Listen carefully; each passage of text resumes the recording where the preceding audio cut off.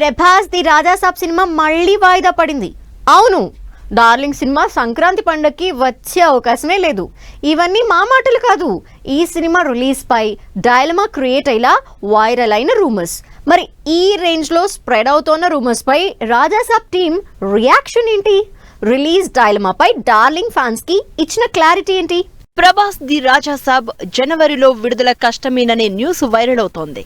Maruti direct చేస్తోన్న ఈ pan India project మరోసారి వాయిదా పడే ఛాన్స్ ఉందనే ప్రచారం జరుగుతోంది. షూటింగ్ మొత్తం కంప్లీట్ చేసుకున్న ది రాజాసాబ్ సినిమాకి సంబంధించి విఎఫ్ఎక్స్ వర్క్ హెవీగా బ్యాలెన్స్ ఉందని, అందుకే ప్రభాస్ సినిమాని సంక్రాంతి నుంచి తప్పించి 2026 సమ్మర్ బాక్సాఫీస్ బరిలో నిలిపేందుకు మేకర్స్ ఆలోచనలో ఉన్నట్లు రూమర్స్ స్ప్రెడ్ అయ్యాయి.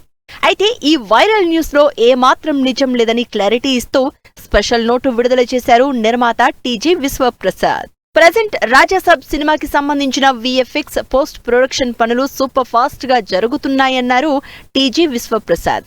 మారుతి డైరెక్ట్ చేస్తున్న ఈ హారర్ రొమాంటిక్ కామెడీ ఎంటర్టైనర్ జనవరి 9నే pan India wide grand release అవుతుందని స్పష్టం చేశారు.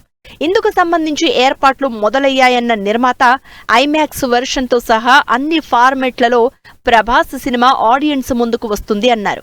అంతేకాదు Rajasaab cinema pre release event ని డిసెంబర్లో అమెరికాలో భారీ ఎత్తున ప్లాన్ చేసినట్లు రిలీజ్ డైలమాకి ఎండ్ కార్డ్ వేశారు. ప్రభాస్ ది రాజాసాబ్ సినిమాని ఎట్టి పరిస్థితుల్లోనూ సంక్రాంతికే విడుదల చేయాలనే పట్టుదలతో ఉన్నారు డైరెక్టర్ మారుతి.